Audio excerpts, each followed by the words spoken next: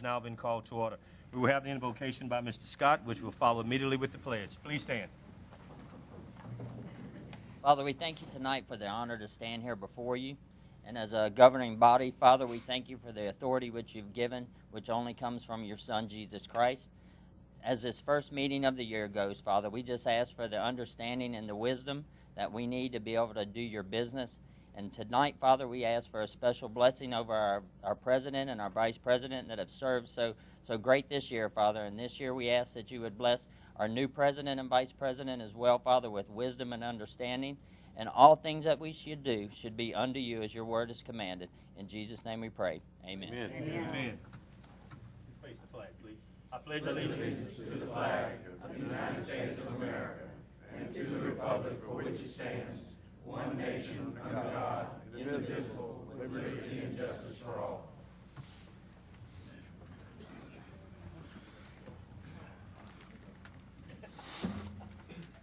Roll call, Madam Secretary.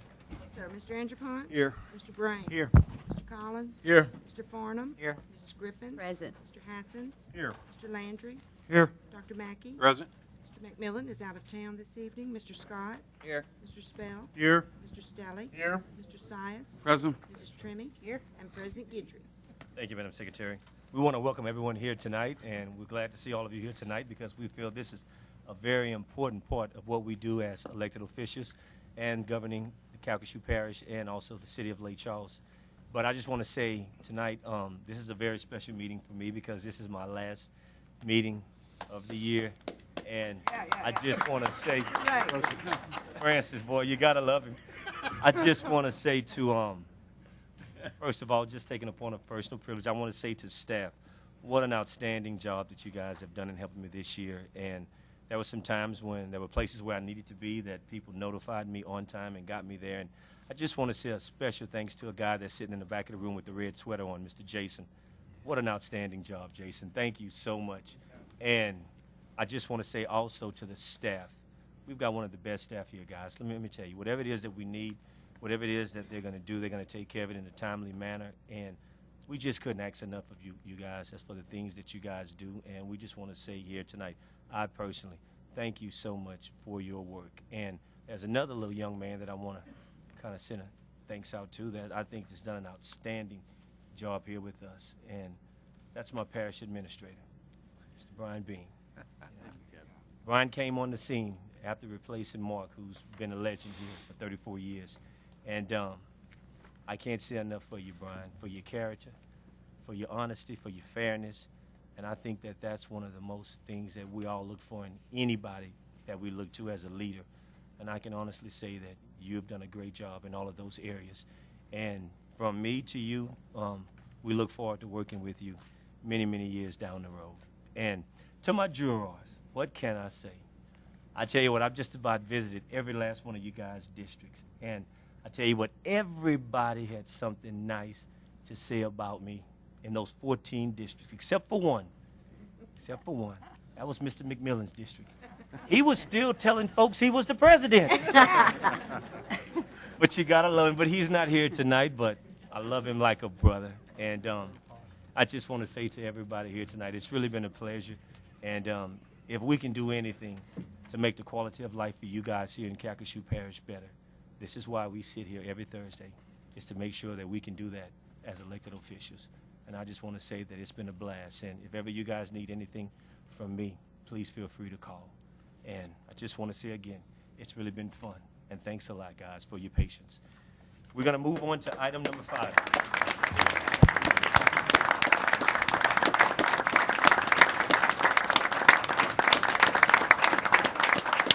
Thank you, guys.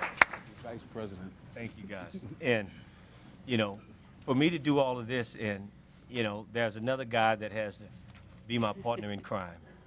And I would be remiss if I was to leave him out here tonight. And that's Les Farnham. I mean, he's, you know, a lot of times when the public looks at us, they don't actually know what's going on behind the desk.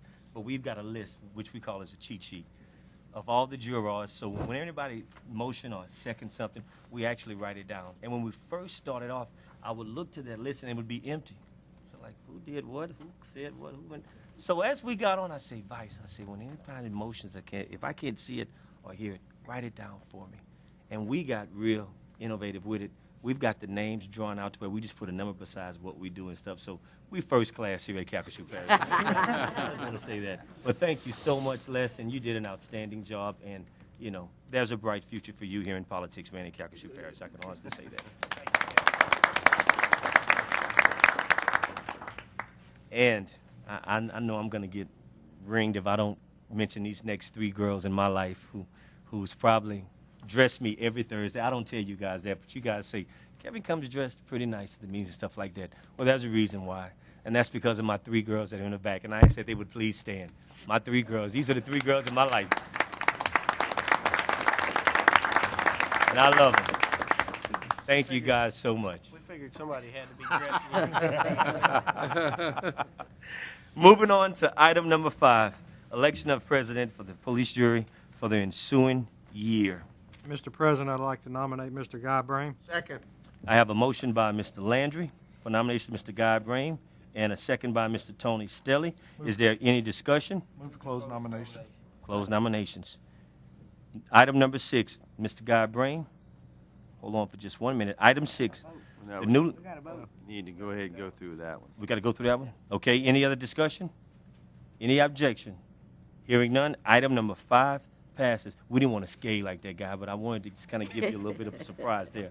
But, Guy, congratulations. We know that you're going to do an outstanding job, Guy, and, you know, to have all of your peers here feel that way about you, I think that's outstanding. And to hold this position as president, believe me, it's one that you should really be honored with, because I know that I have been. And, Guy, congratulations. Time to switch seats. No, not yet. It is. You have to switch. Now. No, It's time to I get have up, to pick Hal. the 6, don't No, I? you do not. It's time to get up, Mr. McMillan. You 5 and No. You down and done, boy. That's it. Guy, congratulations, man. Congratulations. Yes, yes. Kevin, you have to leave the gavel there. Can't bring the gavel to the other seat. That's right. You can't have the gavel neither.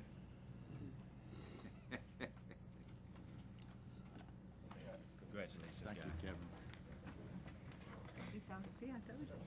He did what he thought he had to do, but- That's funny. I love it. Stay like this. Thank you, Kevin, for that those kind words, and I'd just like to thank each and every one of y'all, every one of my colleagues, for the confidence that y'all placed in me this year and to do this job. And I'm very humbled to be sitting here right now tonight. So thank y'all very much. With that said, we'll go to item 7. No, we'll go to item 6.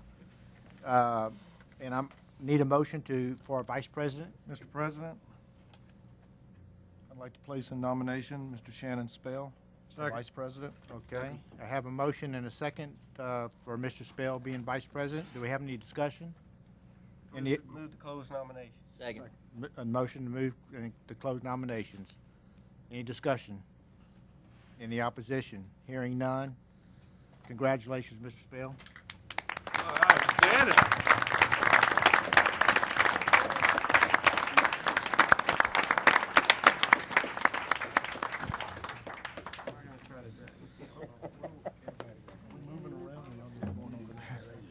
Stand one more time. Everything is in pass. Let's do this. Yeah, he shaved. Yeah, he clean. He was Clean. That's too good. That's too good. Vice President. one of those little. I need to come and take another.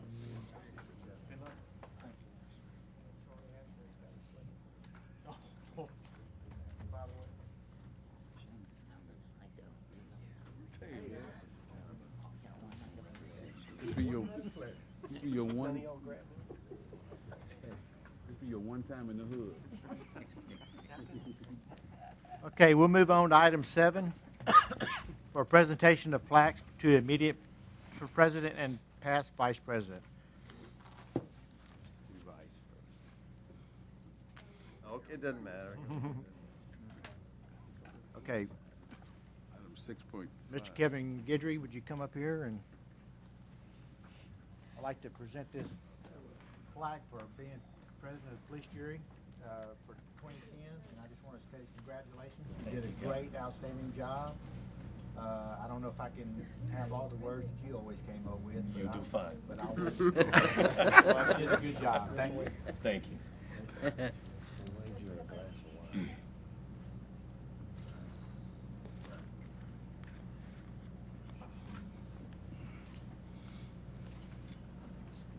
Did the American press want to take one also? That's like George Bush. Okay, we're going to have Mr. Our new elected Vice President Shannon Spell present the award to the past Vice President. Mr. Farnham, I know you had your hands full keeping President Guidry straight this year, but we appreciate everything you've done. We Yes. appreciate your service to the people of Calcasieu Parish, and we're privileged to have you, so thank you very much. Thank you very much. It was an honor to be, that you guys put that trust in me. I enjoyed it. Thank you.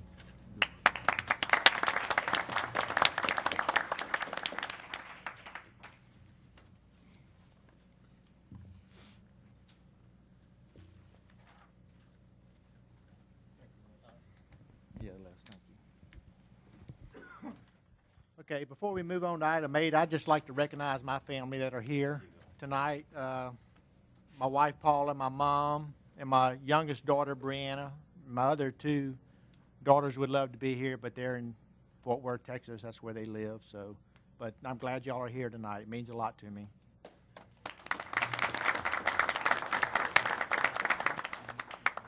Yes, and go ahead, Mr. Spell, for. Thank you, Mr. President. And just real quick, I want to thank my colleagues, and I hope I serve this jury well and serve our president well. And I want to thank my wife for being supportive of me over the last 3 years. I couldn't do anything I've done without her support. And I want to thank the staff, and I'm looking forward to a great year. So thank you very much. Okay, item number 8, presentation of certificate to Miss Loretta Garst, an employee of the Calcasieu Parish Public Library, in recognition of the recent publication of her article, Librarians Forever, in the magazine's Computers in Libraries. Dr. Mackey. Thank you. I'm going to show the plaque to everybody.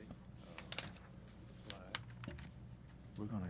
It says on it, this is to Loretta Goss, in honor and recognition of the recent publication of her article, Librarians Forever, in the Computer in Libraries magazine, and for 21 years of exemplary service to the Calcasieu Parish public system.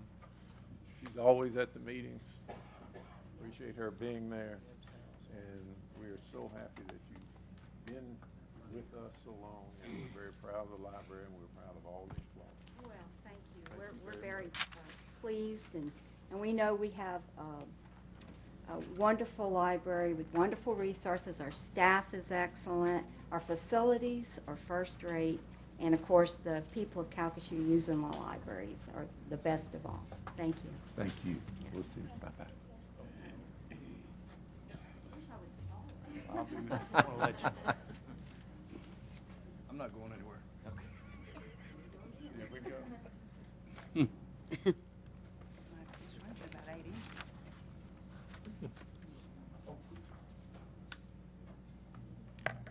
Thank you, Dr. Mackey. Thank you, Doctor. Before we move to item 9, I'd like to recognize Mayor Kenny Stinson and Chris Duncan, who are here with us tonight. Glad y'all can make it. Item number 9, take appropriate action on applications for liquor and beer permits. Mr. Vickers. Mr. President, we have 3 applications. We recommend they all be approved. So move. Have a motion by Mr. Landry and a second by Mr. Guidry. Any discussion? Any objection? Hearing none, motion carries. Item 10, consideration and approval of all payment of all invoices, current invoices. Have a motion by Mr. Scott and a second by Mr. Farnham. We have any discussion? Any objection? Hearing none, motion carries. Item number 11, consideration Move of on, approving 11. minutes. Second. Second. of the regular meeting of the police jury dated December 12, 2010. Have a motion by Miss Griffin and a second by Mr. Sias. Any discussion? Any opposition? Hearing none, motion carries. Before we go to item 12, I need a motion to take up item 13 and then item 19. I have a motion by Mr. Andrepont. Second by Mr. Fornum. We'll go to item 13 and then 19.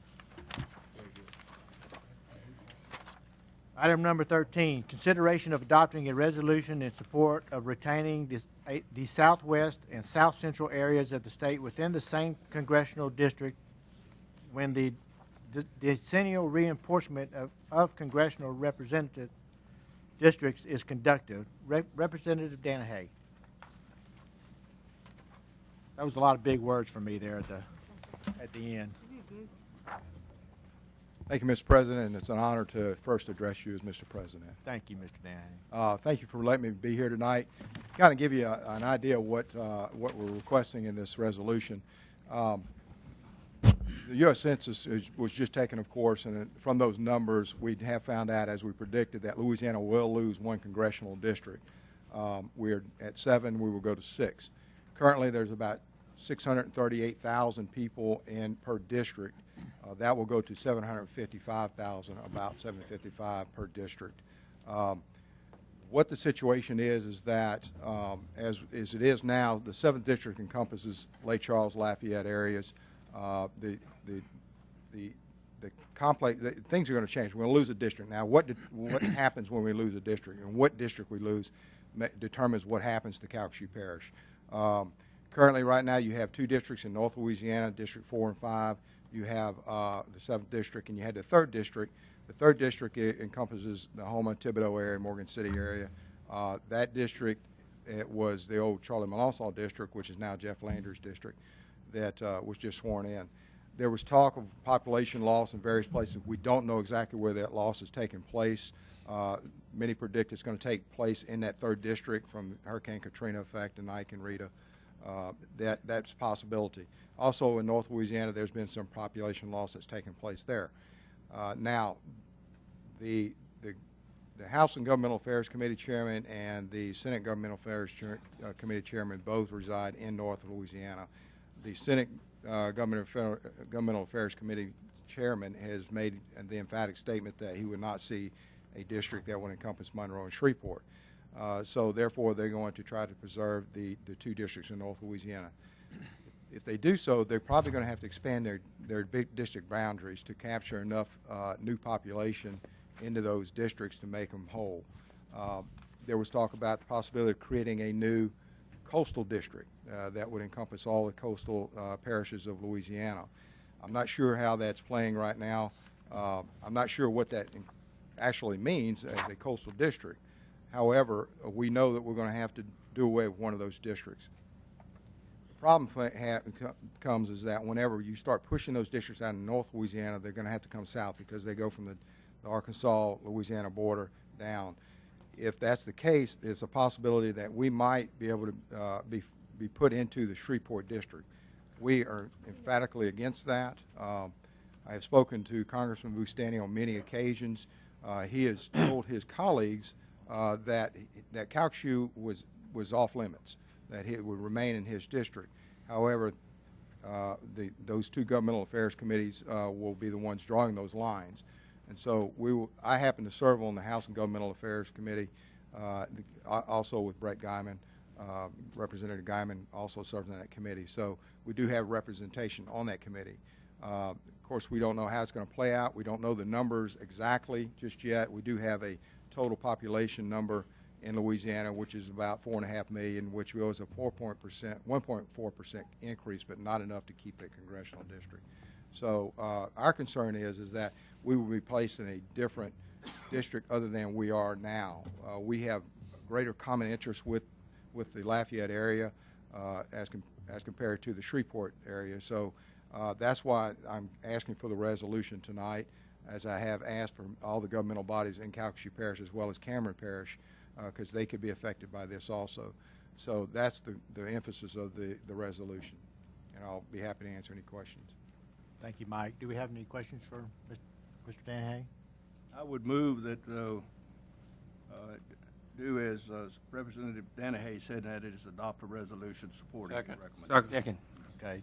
We have a motion to adopt a resolution by Mr. Anderpont and a second by Dr. Mackey. Do we have any discussion? Any opposition? Go ahead, Mr. Size. So, thank you, Mike, for bringing that information to us. So what is the feel for it right now? Have you committee met yet, or? Well, we have not met upon the new numbers that have come out, the total numbers as of yet. We will be meeting the end of this month, and then in next month. We will start a series of meetings across the state in various locations. And thank you for bringing that up. On February 22nd, it's extremely important. I think it's at 10 a.m. here in Lake Charles. We'll be having a House and Governmental Affairs and Senate Governmental Affairs Committee joint meeting together.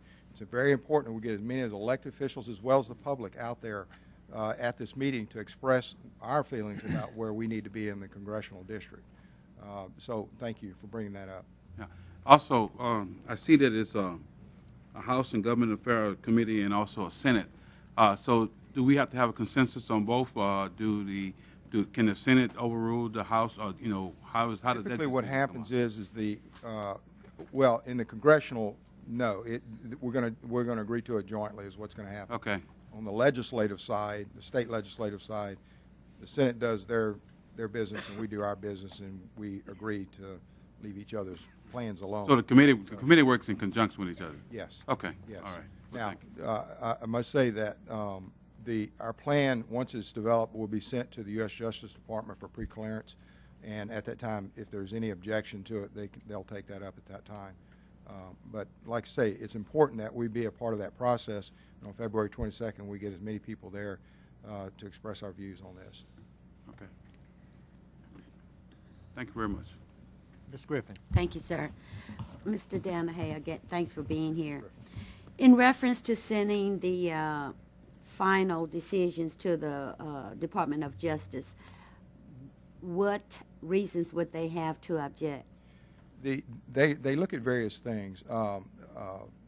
Us being we're what they consider Section 5 state, there's the issue of racial equality, one of the things that we adhere to. Also, they look at communities of interest, what we're talking about here, what our communities of interest, and I think that's a very good point that we can bring forward, that we have a greater community of interest with the Lafayette area than we do the Shreveport area. There's other factors they bring into it that the Justice Department looks at, but those are kind of the basic ones. And is it rarely done? No, actually, our plan has been rejected every time we've submitted it. And I say rejected, excuse me. It's sent back with remarks. Okay, and with the remarks, Yes, does the remarks advise for you to act on those remarks? Do you have a certain time when you have to respond, and your response must be met with acceptance from what they're asking you Yes. for? What happens is we send it in, they have 60 days to respond to us on our plan, and usually they send it back with remarks. We look at it, we'll make the changes that are necessary, send it back to them, and usually it's clear at that point. Okay, thank you so much. Thank you, Ms. Griffin. Mr. Landry. Thank you, Mr. President. Mr. Danahay, do you know what time that meeting is going to, has it been set yet for that? It's 10 a.m. 10 a.m. 10 a.m. Okay. We do not have a location as of yet, but we will make sure that it gets out into the media as quickly as possible when we find that out. So. I'm sure you're welcome to use this room. Yeah. It's possible. I'm not sure. Sometimes they do them at the Civic Center for crowd purposes.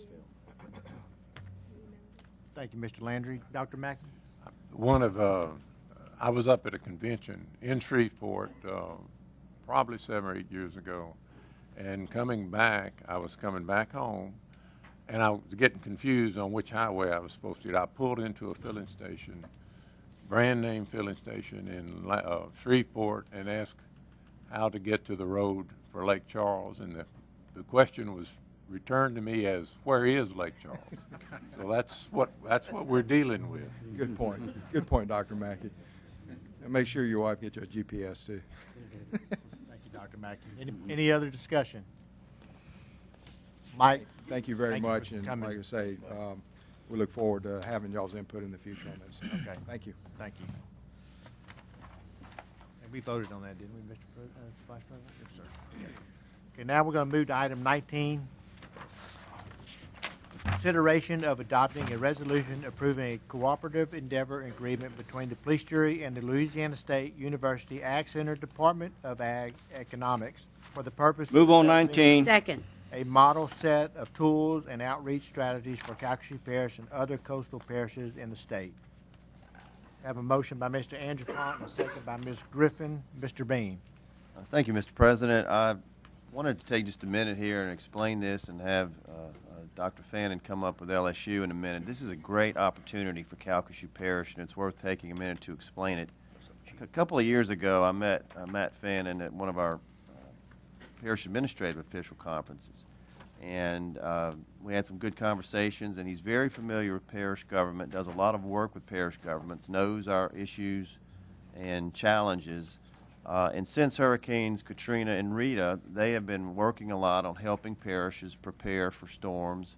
And this particular item is to be one of the model parishes, and there are some others they've already worked with, to help parishes prepare financially for hurricane preparation and others because of the federal government's role and its decreasing role in all likelihood in funding after storms. I think we may have seen the latest of the federal government coming in as much as they have when we saw Katrina and Rita. Things are starting to change. So how do we prepare for that? How much should we try to put in reserve? It's hard for parishes to learn that. So this is a study, and the item, I'll ask Matt to come up in a second, is to approve an agreement with LSU to use us as a model parish. And you would also be approving tonight as part of that an advisory panel to work with his group, and they're on the attachment listed for you, and carry that process out. And I'll let him explain what exactly the details of the project are and let you ask questions. But let me introduce at this time Dr. Matt Fannin. He's with the Department of Ag Economics and Agribusiness at LSU, and it's good to have you. And just since Mike Danahay was here, I might mention that Matt's father is Representative Jim Fannin, who is very esteemed state representative and head of the Appropriations Committee, and I'm sure he'll be interested in that reapportionment as well. So, but Matt, thank you for coming down from Baton Rouge. It's good to have you. President Brame, members of the jury, thank you for giving me just a few brief moments. Let me say that I appreciate the jury, your administration, for having a chance to visit with me and talk a little bit more about the opportunities and come with you with our proposal tonight. Basically what this proposed research and the cooperative endeavor with the Calcasieu Parish Police Jury would involve is Calcasieu serving as one of 3 case studies that we have throughout South Louisiana, assessing the financial risk from future natural disasters. This became more acute somewhat as Administrator Beam had mentioned after Gustav in southeast Louisiana, when the federal government through FEMA chose not to follow the pattern that they did with Katrina and Rita and provide 100% reimbursement for items such as emergency operations costs and debris removal and cleanup. And many jurisdictions in that part of the state caught off guard. The Stafford Act requirements of 25% local cost share were held for a certain period of time. Later, with congressional support, that cost share requirement was reduced to between 5 and 10%. However, given the nature of the federal government, we see local governments being more responsible for covering a large proportion of those costs going forward. And we feel as though that many jurisdictions across South Louisiana would be helped by having knowledge about what their financial risk. After Katrina and Rita, we went through a lot of efforts with our local emergency operations and emergency preparedness to be physically ready. What do we need in terms of generators? What do we need in terms of evacuation plans? What do we need in terms of setting ice and MREs, etc.? But the financial cost, those that parish government, municipal governments bear, those are the costs that we were really unaware of until these major storms came. In this part of the state, we had Audrey back in the 50s, had other minor storms in between then, and then Rita come. And so what this proposal does is to, one, use to better understand the current financial health of Calcasieu Parish, its municipalities, and its financial health of its neighboring parishes, and then two, learn the financial vulnerability of these natural disasters. We plan to use information that comes from FEMA in terms of those costs of debris removal and cleanup, emergency operations, as well as information from National Hurricane Center and others on probabilities at the parish level of storms of various sizes going through with sustained winds to identify the expected losses that the parish would have in these categories. And then from that, look at scenarios about how it would affect the parish's financial condition, whether you're dealing with a small tropical storm up to a major Category 3 or higher hurricane. And finally, what would that result in is then to evaluate alternatives that, for financial resources necessary for the parish government to be more resilient in the future when that next storm comes. So that's basically the proposal. We would use an advisory panel that I believe is before you to facilitate this research process and help to shape local information to make it successful. The information from that, we would hope be able to come back to you in a report in 9 to 12 months and have that with you, and then use it as a model for other parishes in South Louisiana. Thank you, Mr. Fannin. We do have a few questions for you. Mr. Scott? Yeah, great opportunity just to, plan for the future, finances. But I got a couple questions. Who are the other two parishes that are y'all considering? Well, we are in the middle of this process. This was a process is funded through a couple of agencies, Louisiana Sea Grant and Mississippi Alabama Sea Grant agencies. They're getting funds through the federal government, so there's no financial cost to the parish or the other parishes that are involved. It's just the in-kind cost of identifying the panel and then taking the time to review the report. The other parish is one that we've just completed is Tangipahoa Parish in southeast Louisiana. The South Central Louisiana Parish that has been chosen we're working with in a few months will be Iberia. So we've chosen large non-metropolitan parishes and what I would consider in Calcasieu a medium to large size metropolitan parish.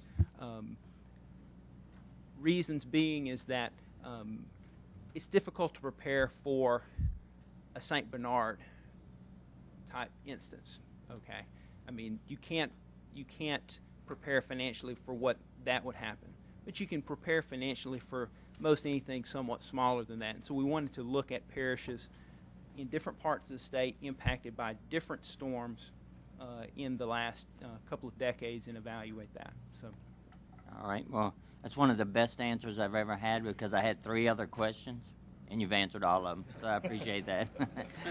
Thank you, Mr. Scott. Miss Trimmy. I'm up. Yes, ma'am. Dr. Fannin, it's so nice to meet you. Thank you. We shook hands earlier, and I didn't quite hold on good enough, and I need a little better handshake. I said, let's do this a little bit gooder. And I said, most people probably say better, but in DeQuincy we say gooder. So this is a good guy, and we talked about his family, and he has family in the Longville area. Brother Arthur Rocket is a close relative of his and a very close friend of our family's. Are you actually in the ag department? Yes, ma'am. I'm on faculty in the Agricultural Economics and Agribusiness Department. Our department is affiliated. My uncle, Dr. J.H. Jones, was in that department for many, many years before God took him home, so I'm very familiar with it. Also, Dr. McFadder and others from this area that have been very active in the agriculture department. I don't think people really realize how totally immersed in life that the LSU Ag Extension is involved in. And it's of all parts of our life. They're covering this right now, but it's in every part of all of our lives that this very vital part. And we're just happy to have you here with us tonight and looking forward to working with you. And we also count it as an honor and a privilege to have been chosen as a pilot program. So thank you, Dr. Fannin, very much. Thank you, Jared Trim. Let me quickly say that we do have local involvement here. I have Kevin Savoy with the Ag Center Louisiana Sea Grant, which is a part of our project working here locally in the Calcasieu Parish area. It should also be noted that we have multiple graduate and undergraduate research assistants that are working in Baton Rouge, combing through parish and municipal data and working to make this project a success. That's it, Mr. Trimmie? Good. Thank you, Mr. Fannin. Anybody else? Any more discussion? Okay, we have a motion by Mr. Anderpont and a second by Ms. Griffin. Do we have any other discussion? Any objection? Hearing none, item 19 carries. Thank you, George. Thank you, Mr. Fannin. Thank you. Now we'll go back to item 12. Move on all bullets. Second. Motion by Mr. Landry and a second by Mr. Scott. I'll read item 12. Consideration of approving the wastewater study committee report dated December 21st, 2010. Mr. Anderpont.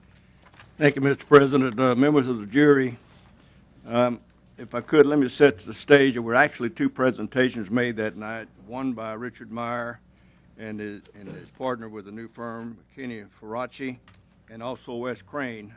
And what I'd like to do is give you the report from the Meyer Group first, and there's a motion that was made on the floor, and I'll address that in just a few minutes, and then I'll address Mr. Crane's presentation after that.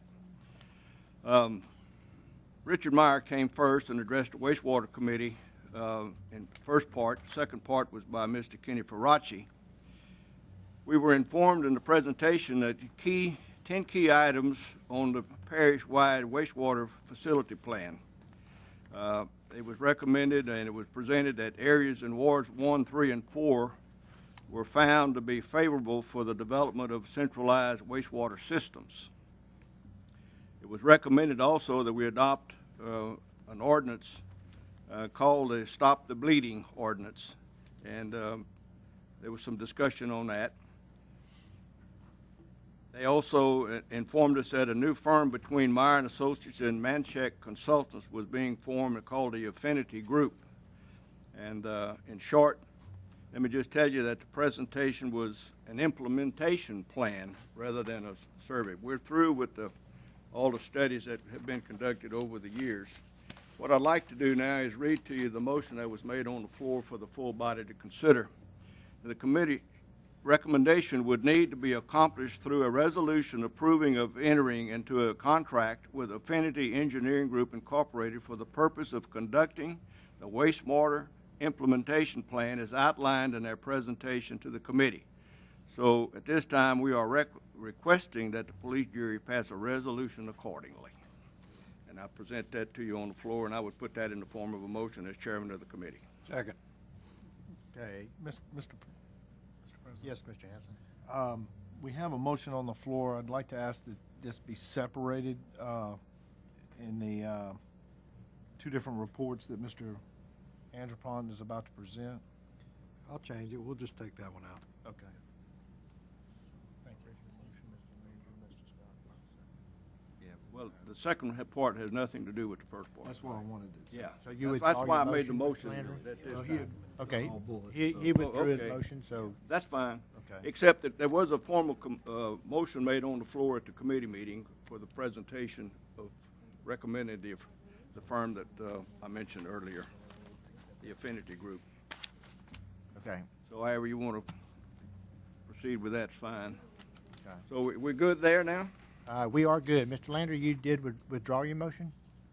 Yeah, I did. Okay, so we have your motion, Mr. Anderpont, am I correct? Okay, and do I have a second? Okay, Dr. Mackey.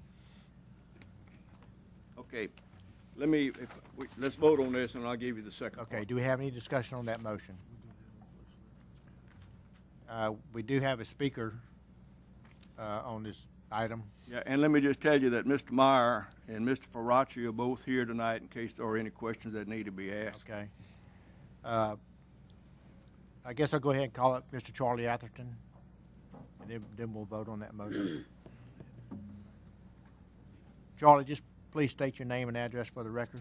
Charlie Atherton, 122 Vine Street. I appreciate the opportunity, and I'd like to also, don't throw my card away, I want to speak on your next motion. What we would ask is that as it stands now, that you not close out or actually approve the Myers sewer study plan as complete until the sewer plan allows for the option of a pressure sewer main from the Corliss area directly to the sulfur sewer plant. It's my understanding that option's not in there. This may significantly reduce the long-term sewer costs to the Corliss homeowners by having this in the plan. And there is some concern that maybe the city of Sulphur may take issue with the regional sewer plant designation, because this designation may limit the fees they can charge and how they're calculated. So we would ask that you not cut these guys loose or put this or say this is the final plan until that plan includes the option of a pressure sewer main from somewhere in the Corliss area directly to the sewer plant, which would mean that the sewage would not have to go through all the sewer lift stations. And in case there was a secondary benefit, is if the line ever got broke across Bayou Den again, it would not impact the entire total sewer service to the area. Okay, Charlie, thank you. Mr. Hassan, you have the floor. Thank you, Mr. President. At this time, if it would be appropriate, I'd like to ask Mr. Meyer to come up.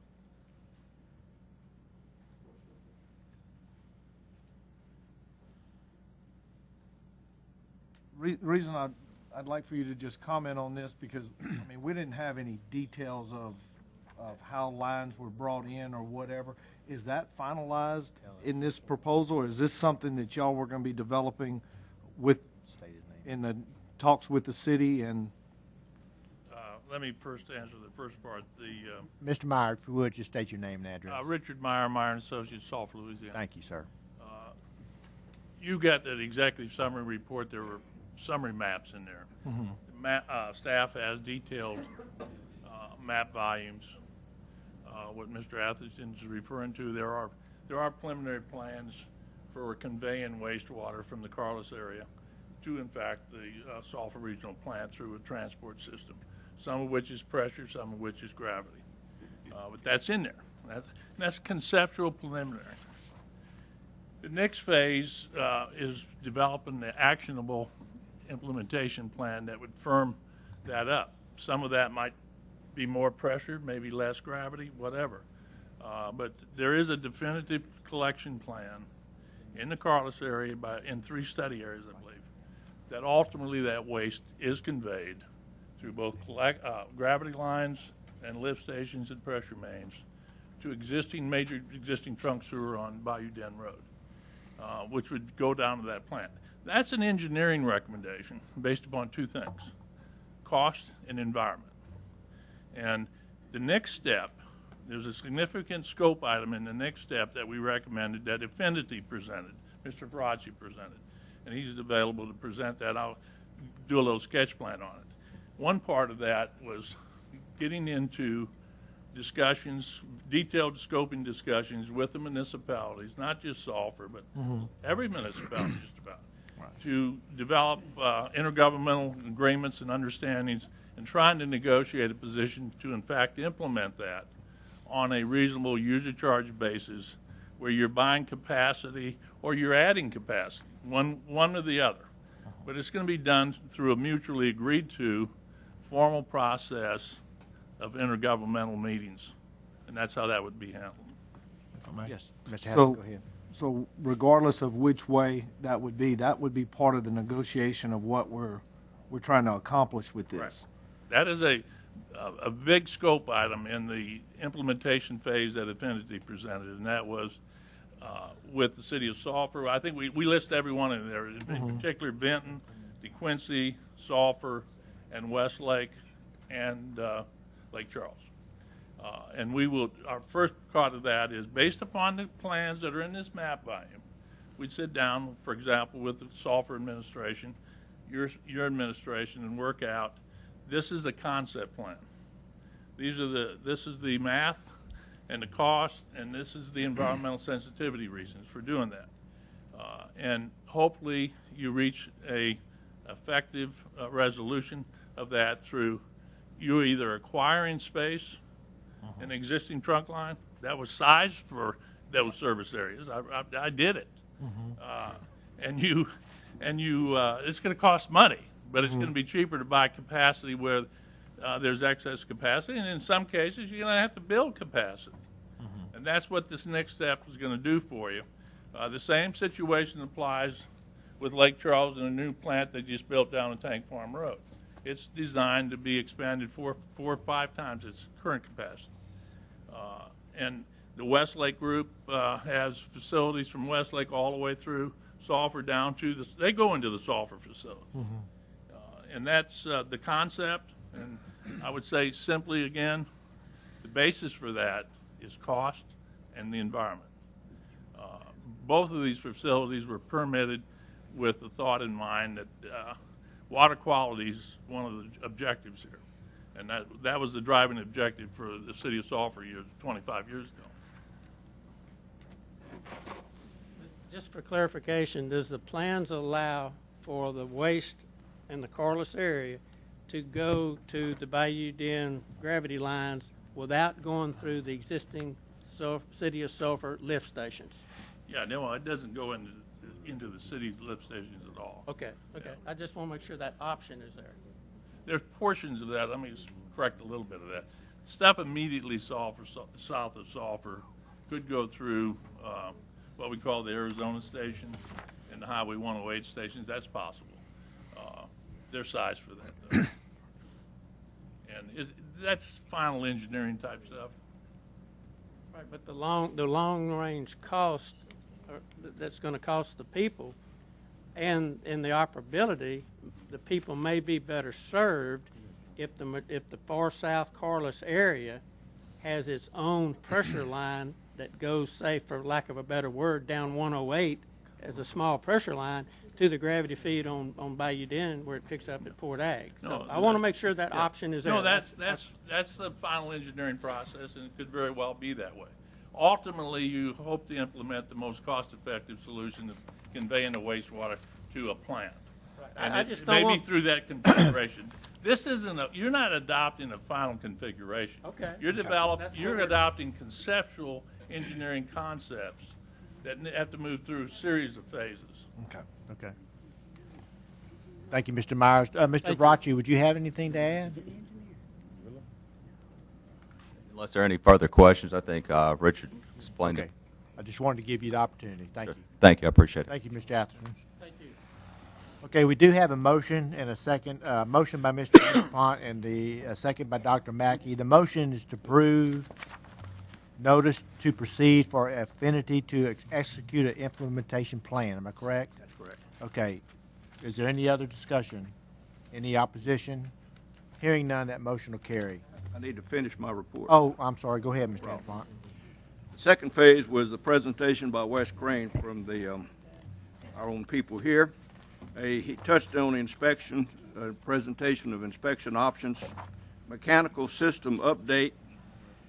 He presented some staff recommendations, 3-year program. The first year, the cost would be $211,887, which includes salaries, equipment, and supplies, which is a cost share between the police jury and EPA. The feds would put up $127,132, and we would put up $84,755, and that would be done in-house, as I appreciate it. Most of you were here, I think, tonight of the committee meeting, and I know Wes is back there for any questions that you need to ask him that I didn't cover. I'm sure he'd be glad to answer them. Anybody have any questions? Go ahead, Ms. Jella. I do. Wes, you want to come on up?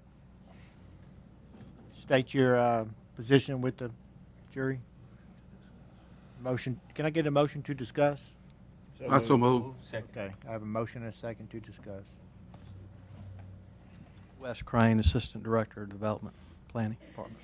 Thank you, Mr. Crane. I voiced this concern at the committee meeting, and I'm going to voice it again, I guess.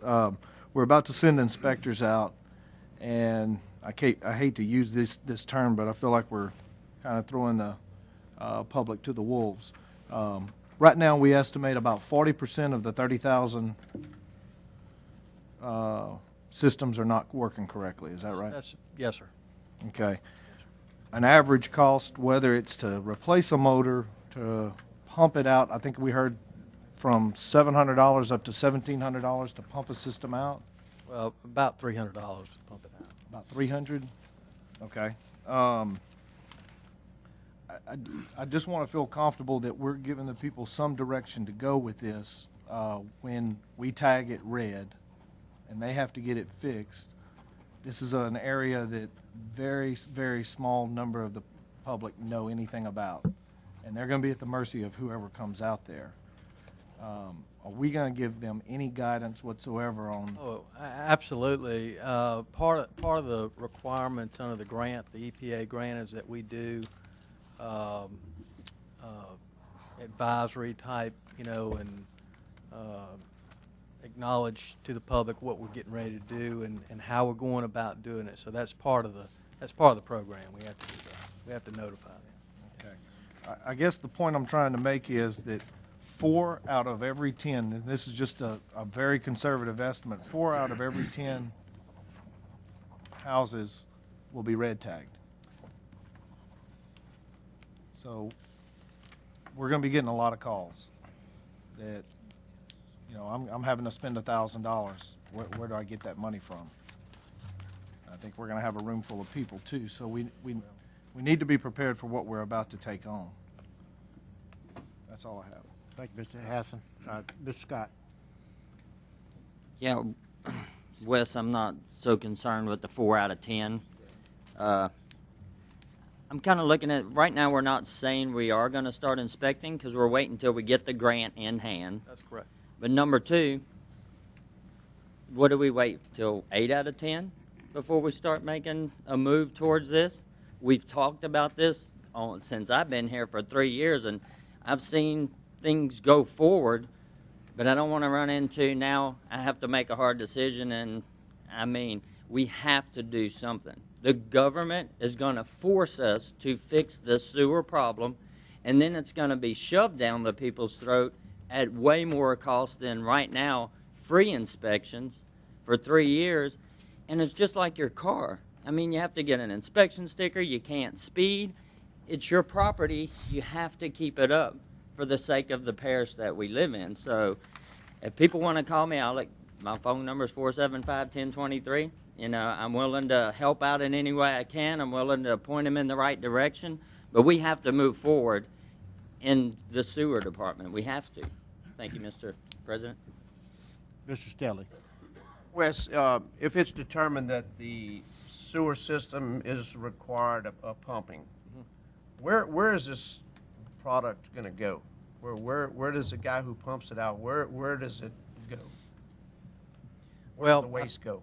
I think right now there are some of the companies that are contracting with the city of Sulphur to go and discharge it into their system. But I also think that they may transport that to maybe Jeff Davis Parish or somewhere like that. Do you know for sure if the city of Sulphur is taking it, or you're not sure? They are. They are taking it? I think so, yeah. Okay, all right, good, thank you. For a fee, I think. Yeah, sure, thanks. Thank you, Mr. Stelly. Ms. Trimming. Thank you. Let's see, I'm really sorry I missed Francis's meeting. I should have been here.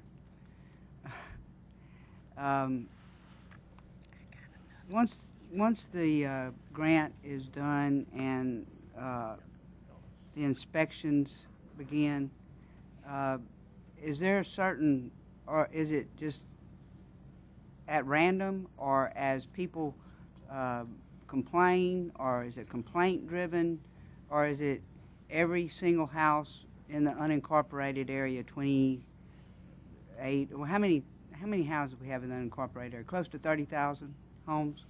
30,000 homes in the unincorporated area. Is it every home? Is that what we're looking at right now? We have proposed to look at every mechanical plant system, which was estimated, I think, at about $33,000. And that was what what we're planning to do is do it systematically, ward by ward, hitting really the more populated areas first, sectioning that out, notifying the folks ahead of time so they know that we're going to be coming and inspecting that area, and then actually doing the inspection. And what kind of time factor are we looking at right now? You mean to do? Once everything would be in place, like what kind of timeline do we have? In other words, when would we start implementing this? Yes. Well, we're still waiting on finalizing the contract for the grant. We've actually received, it's got some changes that need to be made, and then we have to send that back to DEQ. And then once we receive that and we sign it, then they give us a certain time date that we need to start. And so from that point on, it's a three-year timeline to get it done. And during that time, at the end of 3 years, all systems would have been inspected and rectified as to whether they are operating or not. Now, for those that are in areas that they can't, they have no funds to be able to do that, what happens then? Well, there is a program, and I offered this to the wastewater committee meeting at one of the meetings, that the USDA has a program, either a grant program or a loan program that folks can actually make application for if they qualify, if they have low income. And so, but they have to actually go and make the application. And I offered the lady who operates that or who runs it, she was willing to come and speak to the committee about that. So there are opportunities for that, for funding. I still have some questions. Like I said, so the minimum amount that it would be charged to someone would be the company would come and pump their septic system out and discharge what they pump out. They charge them around $300, and then that's for a pump out. Now, if their motor is not working, then obviously there may be repairs to the motor. It could be very minor things. It could be just a small electrical problem, or if the motor is not working and it needs to be replaced, they may have to replace that. And what's the cost of a motor? That could run you, I guess, about anywhere from $1,500, $700 to $1,500. I'm not sure exactly what that. Thank you. Thank you, Ms. Trimmy. Mr. Landry. Thank you, Mr. President. I guess some people may be upset if they have to spend money, but, I'm more worried about if the 4 out of 10's upset because they're spending money and having to fix it. I'm more worried about the other 6 out of 10 that's having to smell the 4 out of 10 that aren't working. And they may not be calling and complaining, but they're having to live by that. I mean, it's not healthy, and it's not good for the environment. Nothing's cheap. I mean, you got to pay to fix your car, you got to pay to eat and everything else. You got to pay to fix your sewage system. That's just another expense. Thank you, Mr. Landry. Mr. Hassan. Thank you, Mr. President. I just have one quick question. It's going to take 3 years to inspect, and y'all are going to go ward by ward. So are we going to start with Ward 1? The idea was to either start Ward 3, Ward 1, and Ward 4, Carlos area, which were the more populated areas. And all at the same time? Well, what we proposed is to have at least 2 full-time inspectors and a part-time. So I'm not sure exactly where we'd replace the 2 full-time and the part-time. But that's my thinking, is in those more populated areas where we have density. I guess my point is that a year and a half into it, we may still be in 2 out of the 8 wards of the parish. Yes. Okay. Thank you, Mr. President. Mr. Hassan. Mr. Size. Okay. Thank you, Mr. President. I'm trying to understand, what does, so when someone gets a red tag, what does that mean? That means that your mechanical sewer plant is not working. But I mean, what does that mean to us, the parish, when the people who've given them the red What that tag? means is that plant is not processing the waste properly, and it has a discharge line that goes into your roadside ditch, which is a parish ditch. Right. And then that flows into our water bodies. Mhm. And so the whole idea is water quality, just like Mr. Right. Myers indicated. And that they started this, EPA DEQ, this is part of the Clean Water Act years ago, that, the parish, the governing authority, has to hold a stormwater permit. And so you have to assure that what is going into these water bodies is clean. But what I'm trying to understand is that, okay, once we, as the governing body, put this red tag on them, is there a clock come out, is a timer comes out, something comes out that says, okay, now you have X, Y, Z amount of time to get it done, get it fixed? How do you police? You'll have 30 days. Huh? 30 days. 30 days. Yes, sir. And then what is the plan after that? If Well, it's not if, done? if the person doesn't get it fixed in 30 days, then our options are to get a quote or hire a contractor to get it fixed, and then send the invoice to the property owner. Okay.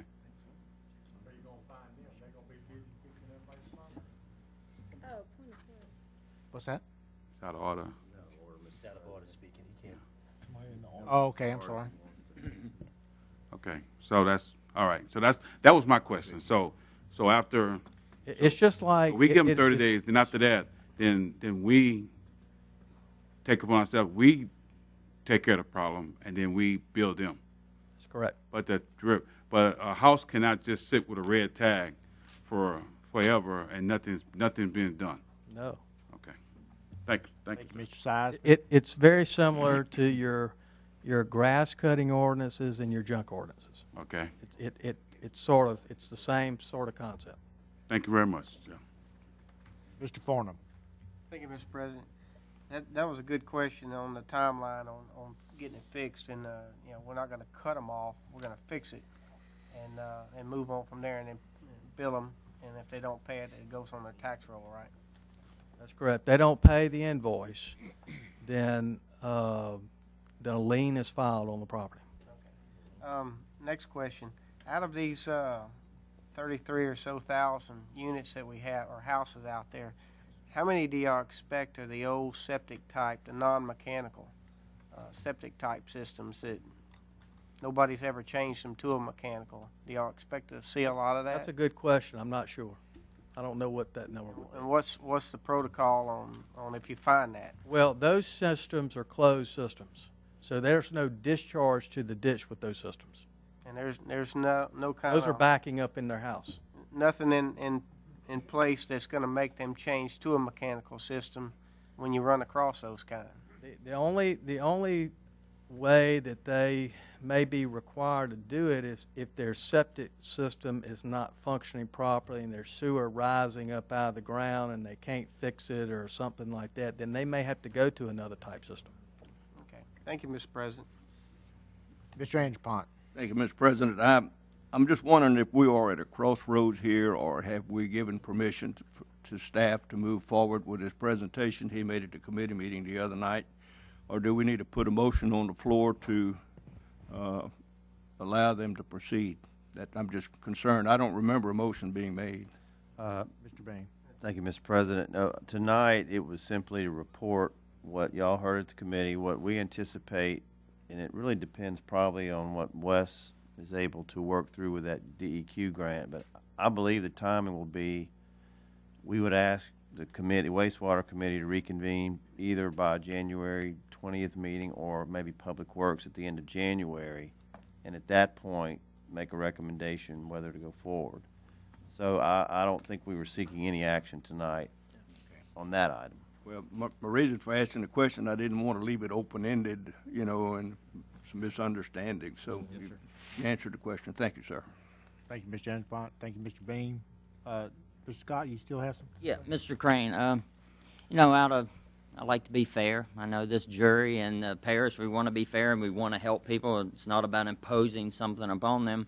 On these big ticket items, when we get over, say, $1,000 into the 2,000, is there a way that we can look towards maybe a 60-day timeline on fixing that, unless it's just something that's just grossly I mean, can we at least explore that? Well, I think what we've tried to do in the past, especially with our complaint-oriented inspection program that we have in place right now, is if people have to, you know, get something fixed on their system that's going to take some time and it's going to take more than 30 days, we've been working with those folks to try to give them more time. In other words, if they're working towards getting that done and they've contacted whoever their provider is, and they come back and tell us, well, you know, they're not going to be able to get out there until, you know, 60 days or, you know, 90 days, and we're going to work with those folks to get that done. Well, I just wanted to bring that, you know, in many of these areas, you know,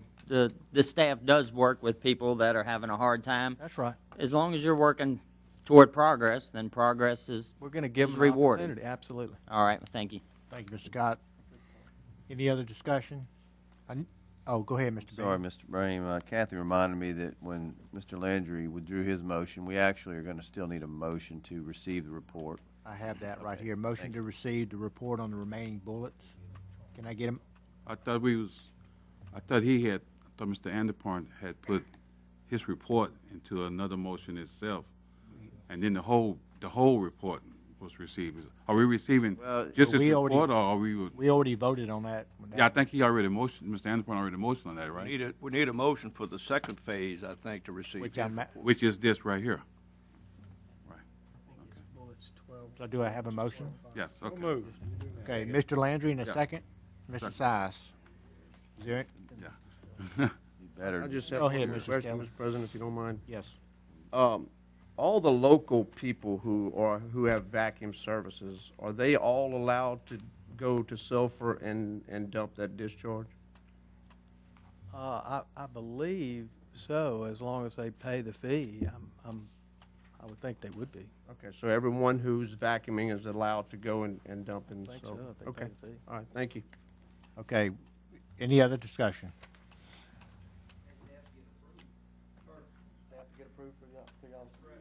Charlie, you still want to speak on this item? Mayor Duncan said that they actually have to be approved. Okay, well, I need, if you don't mind, Mr. President, if you would ask Mayor Duncan to come up and. Mayor Duncan, would you please come up to the microphone?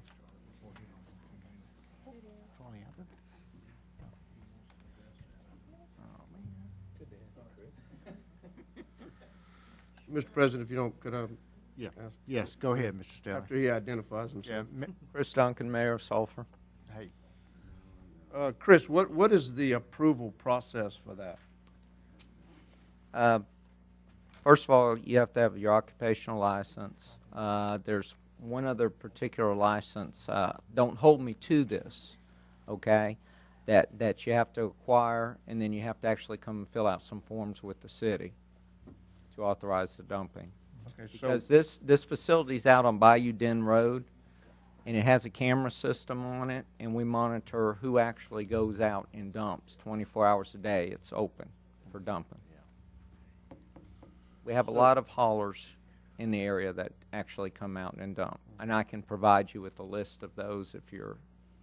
Well, I think what we need to do is provide the citizens of Calcasieu Parish with the list, number one, so they'll know who to call.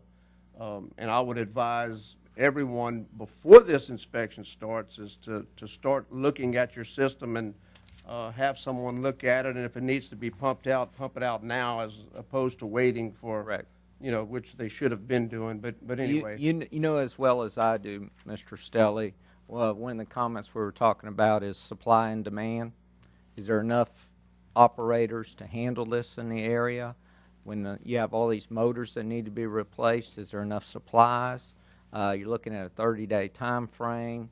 You know, I agree that each scenario is going to be a different type of scenario there. I know our plant can handle this, which is no problem, but making sure everybody's approving, following the guidelines and everything so that you don't have these people actually dumping these in ditches. Right. So you want to make sure. Really what you're saying is if a person is a legitimate businessman, then he would be able to dump at that site. That is correct. Okay, good. Thank You know, you so much.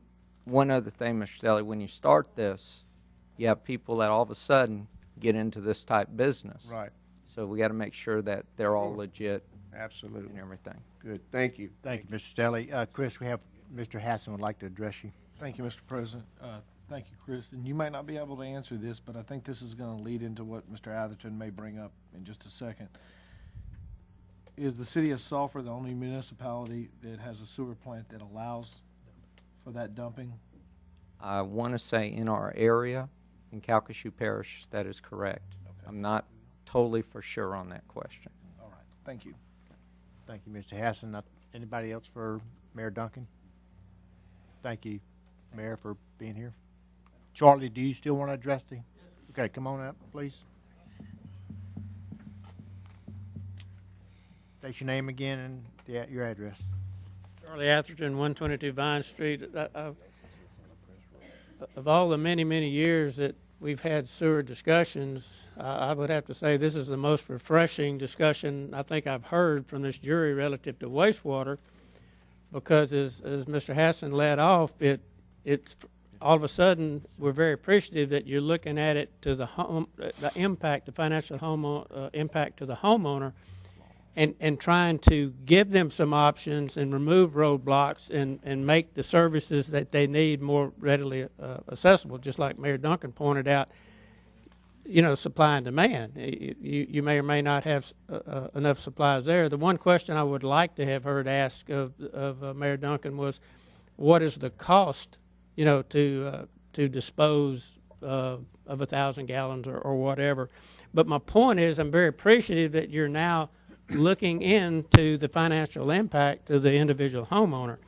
And my comments would simply be to follow up on what you guys have already discussed, is that you actually not start your mechanical sewer inspection program until this police jury has provided affordable sewage sludge disposal sites around the parish for the disposal of sewer sludge that's been pumped out of the mechanical systems. And as we discussed years back, one of our concerns was that you began the joint services agreement with the municipalities to have this in place right now. When you begin the inspections, that you already have joint services agreement with the municipalities throughout the parish. To us, Mayor Duncan said, you get more people involved in the business. In years past, there was no place to actually dispose of sewer sludge. People used to have to take it to Kinder because that was the only place that would accept it. And then they lost out on that, so they sold their trucks, got out of business. So my point is, we're very appreciative of you getting involved, and we would ask that you as a jury, just because the economies of scale, that it's no different than the solid waste. You have the disposal cost of sewage, you have the transportation, and the level of service. And all we're asking is, before you implement it, that you actually take a look at what the cost is going to be. And one of the biggest ways you can help the parish is to actually provide sites around the parish to dispose of what's pumped out of mechanical systems. And we're just simply asking that you do that on the front end. It's very commendable that you're moving forward, you're addressing the sewer issue, and that you are concerned as to what it's going to cost the homeowners. And I'm just suggesting that this is one way, by providing sites, doing JSAs, whatever it takes around the parish, that will, once you've identified a site, it's automatically going to come with associated cost. So at that point, the homeowner is only basically concerned about what's the transportation cost, the distance, and then what level of service are you providing. to the homeowner, because in the past, if the homeowner's not happy with the service, technically he has, I'm not aware of any recourse that he has other than to go to his personal lawyer and deal with it through the legal system.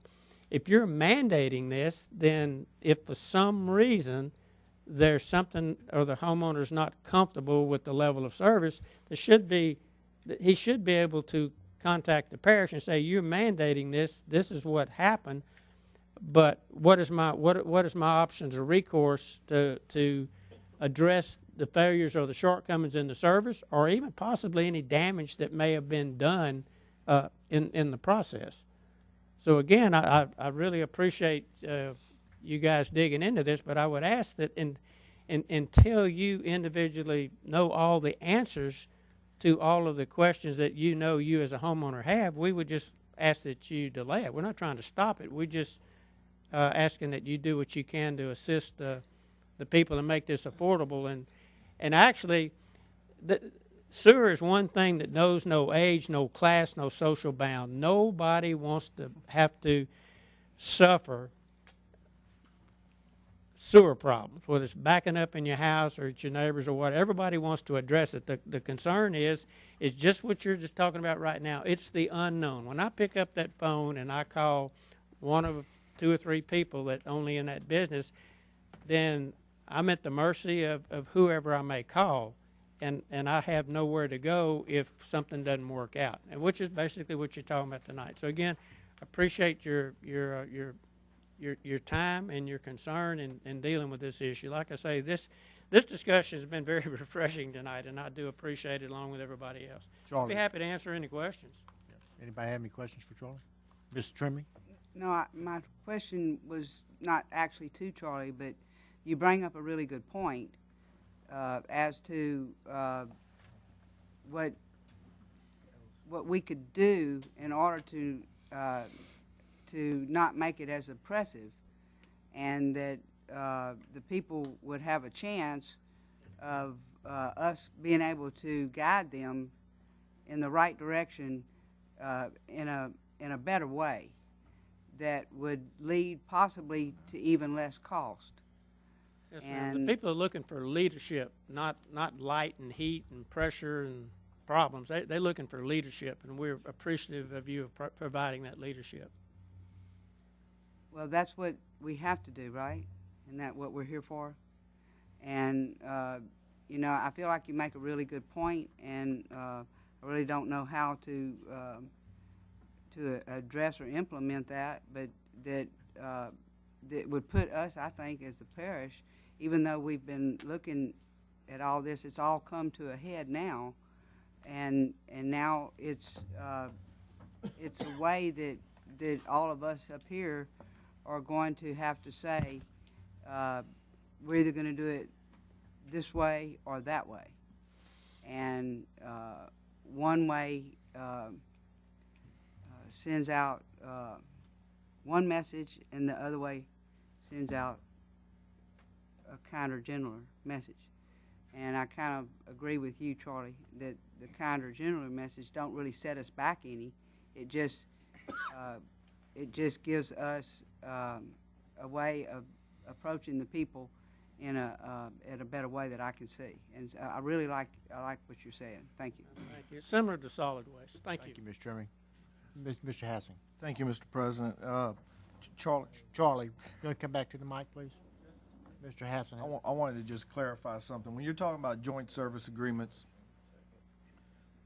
just to clarify, what you're saying is the parish take the initiative to form joint service agreements with the other municipalities to allow for the dumping in their municipal systems. That's correct. To cut down the. That's correct. And you would provide also, a way to cut down the cost for the.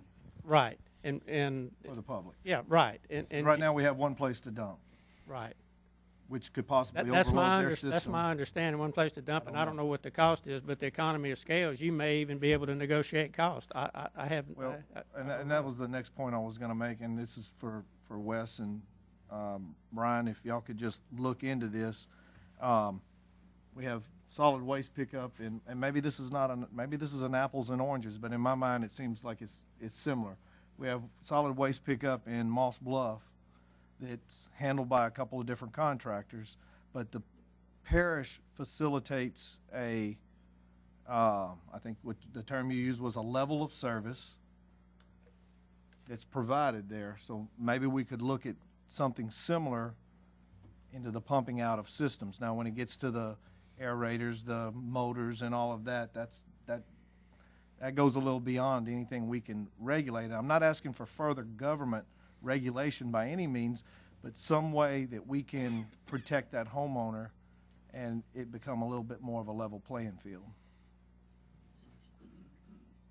That's something to look at. Yes, sir, that's and again, we're very appreciative of the concern and the consensus here to move forward in this direction. Thank you. Thank you, Mr. President. Okay, Mr. Hassan. Mr. Beam. Just want to point out on the disposal issue, which is a very important issue. We want to make sure that by going this next step that we wouldn't cause obviously more supply, I guess, than demand is the way it's been put. I'm not going to go too far on this, but those type facilities are not like setting up a little corner drop off. I would think it's akin to the permitting for like construction and demolition debris disposal. You don't want to have those all over the parish, but we want to make sure that if the demand causes that to be insufficient, that we address that. So that's something we'll make sure of.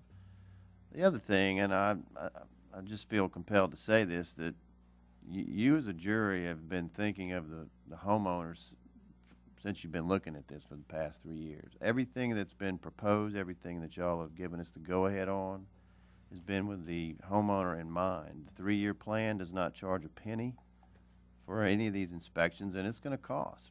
Fortunately, we can get 60 cents on the dollar from the federal government for this, and that's a pretty good deal. But all along the way, too, I know Wes and I have talked. They've worked very closely with homeowners to try to keep that cost down, work with them on time.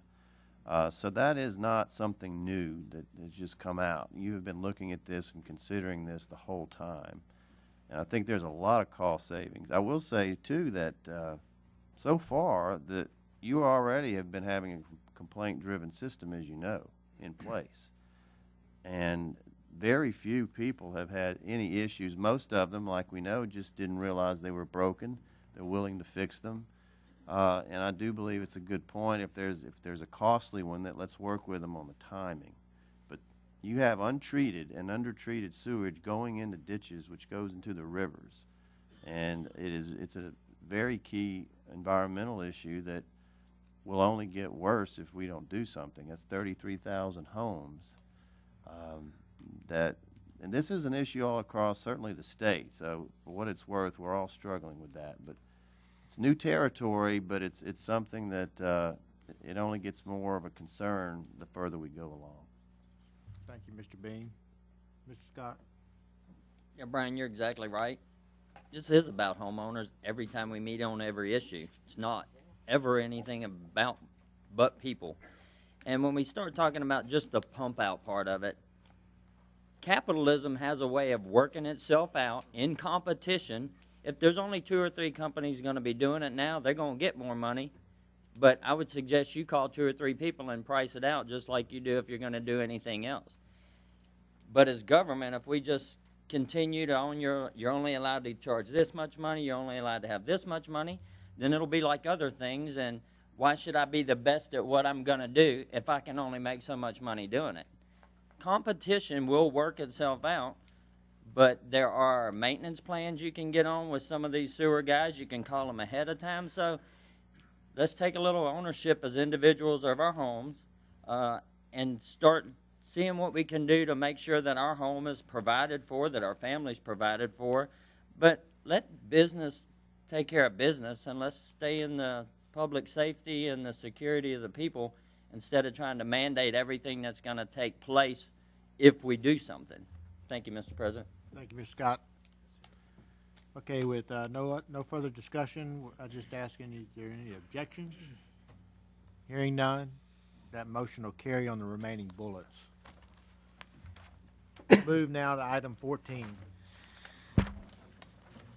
Consideration of adopting a resolution authorizing the president of the police jury to execute the necessary documents Move on 14. for donation of right-of-way from Barry A. Roach, Cheyenne Boudreaux, Stephen Lyles, Mike Cox, Norman Thigpen, and Charles Montgomery on Farm Road in Ward 2. I have a motion by Mr. Stelly and a second by Mr. Collins.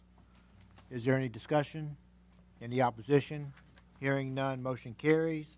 Item 15, consideration of adopting an ordinance amending Chapter 23, subdivisions of the Move on Code of 15. Ordinance Second. of Calcasieu Parish, Louisiana, to extend selected provisions of the interim development ordinance until June 30th, 2011. I have a motion by Mr. Landry, a second by Mr. Spell, and I'll call on Mr. Spell.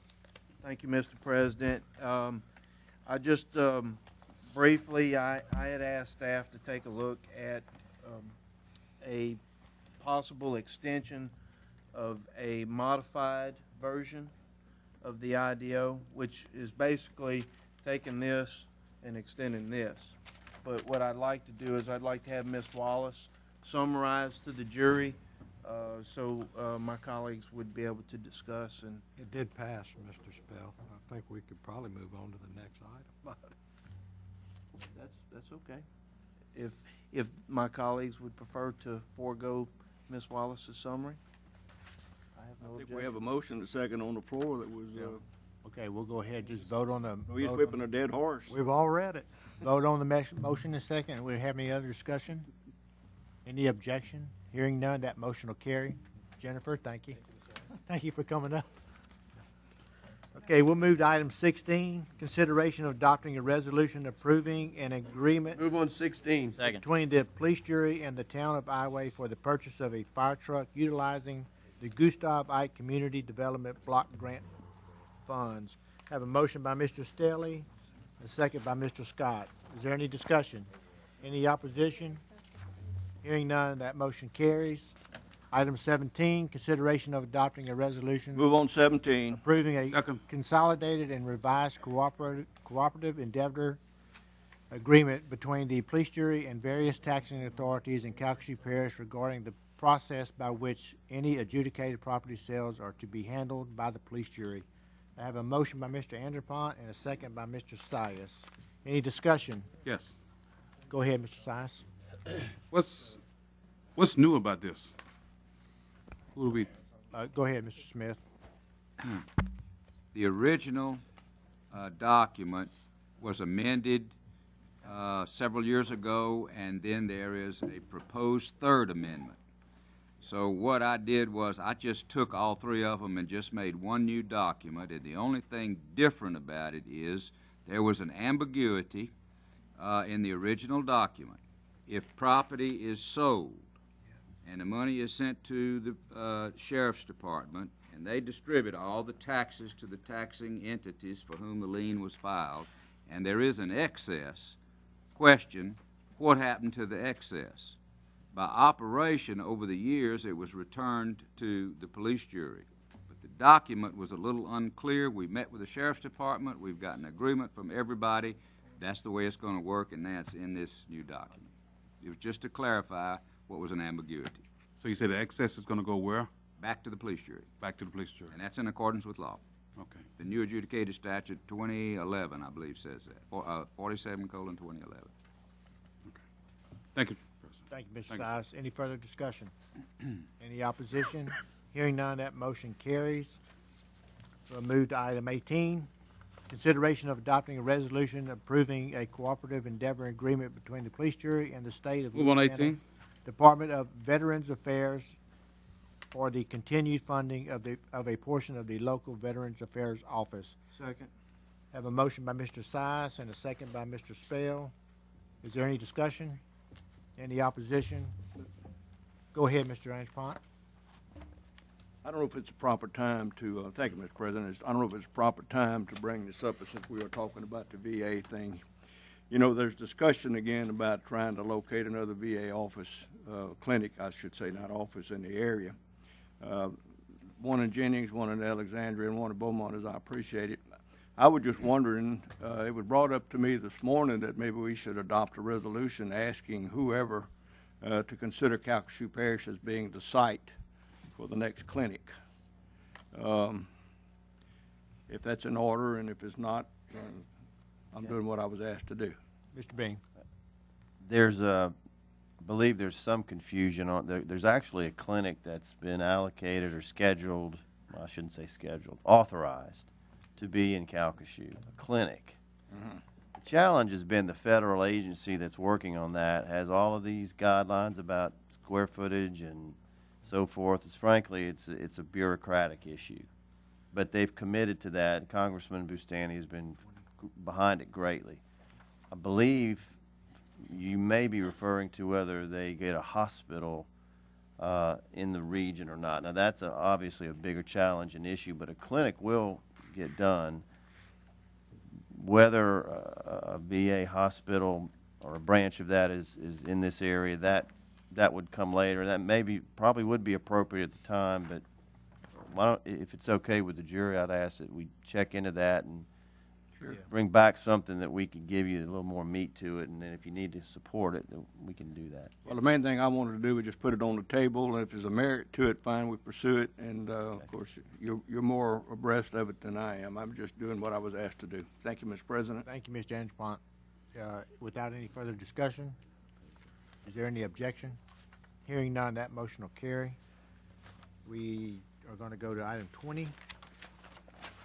Consideration of adopting a resolution approving the extension of a joint services agreement between the Police Jury, Department of Animal Services and Adoption Center, and Dr. Claude M. Duplichan for professional veterinary services for 1 year period. Have a motion by Mr. Sias and a second by Dr. Mackey. Is there any discussion? Any objection? Hearing none, motion carries.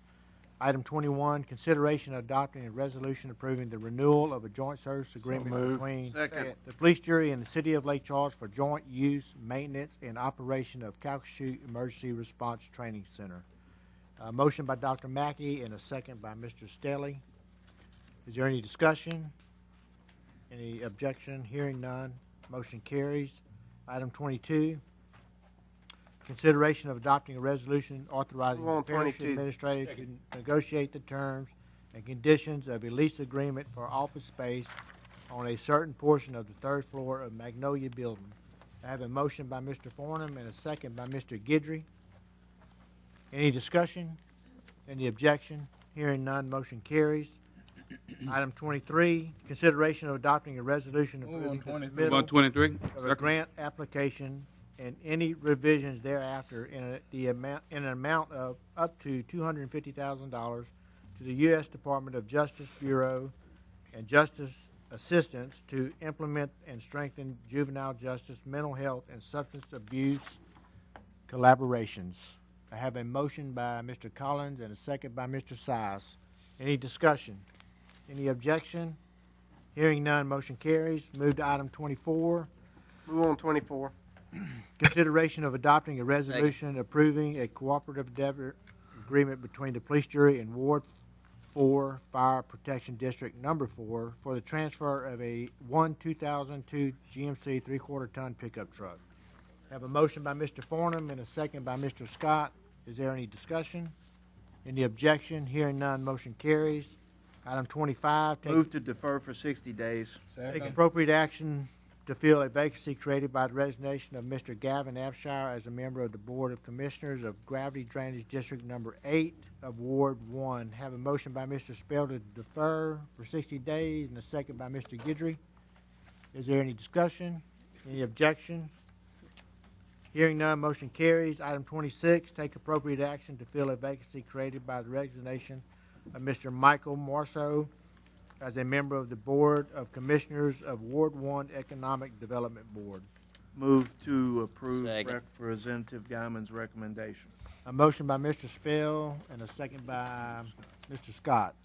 Is there any discussion? Excited about that. Any objection? Hearing none, motion carries. Item 27, take appropriate action on the expiration of the term of Mr. Brent Kading as a member of the Board of Control of the Calcasieu Parish Public Library System. I have a motion by Dr. Mackey and a second by Mr. Landry. Is there any discussion? Any objection? Hearing none, motion carries. Item 28, take appropriate Move to action be reappointed. on the expiration of the term of Mr. Elwin Brent Washington as a member of the Board of Control of the Calcasieu Parish Public Library System. I have a motion by Dr. Mackey and a second by Mr. Landry. Is there any discussion? Any objection? Hearing none, motion carries.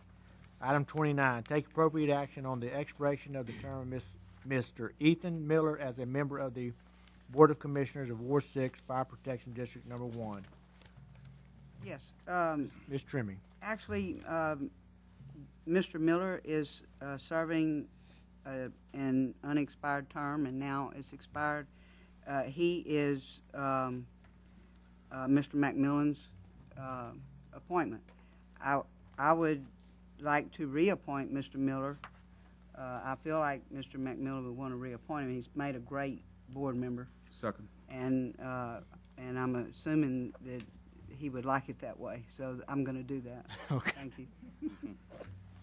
Thank you, Ms. Trimmer. If I may, Mr. President, you know, he should have been here. That's right. He said coulda, something woulda. about the Cotton Bowl. I really more like he's probably picking cotton, so I don't believe, I don't know that he's really at the Cotton Bowl. But, Well, oh, he wait, picked a I good wasn't supposed man. to say that. Yeah. I'm sorry. He's on vacation. He picked a good man, and everyone that I've Okay. talked to really enjoys Mr. Miller. So Ms. Trimming, we're going to take your motion and reappoint Mr. Miller and Mr. Sice with a second. So do we have any other discussion? Any objection? Hearing none, motion carries. Item 30, take appropriate action on the expiration. Move of the to term of reappoint F.J. Sylvester. Mr. F.J. Sylvester as a member of the Board of Commissioners of Ward 2, Fire Protection District Number 1. Have a motion by Mr. Stelly, a second by Mr. Landry. Is there any discussion? Any opposition? Hearing none, motion carries. Item 31, take appropriate action on the expiration Move of the to term reappoint of Mr. Lawrence Lawrence Huffauer. Huffauer as a member of the Board of Commissioners of Ward 2, Fire Protection District Number 1. Have a motion by Mr. Stelly and a second by Mr. Fornum. Any discussion? Any opposition? Hearing none, motion carries.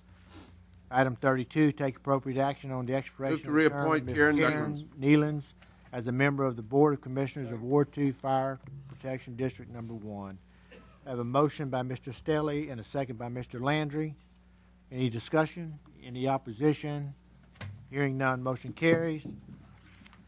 Item 33, take appropriate action of the expiration of the term of Mr. Mitch Manuel as a member of the Board of Commissioners of Waterwork District Number 10 of Ward 7. Move to reappoint Second. Mitch Manuel.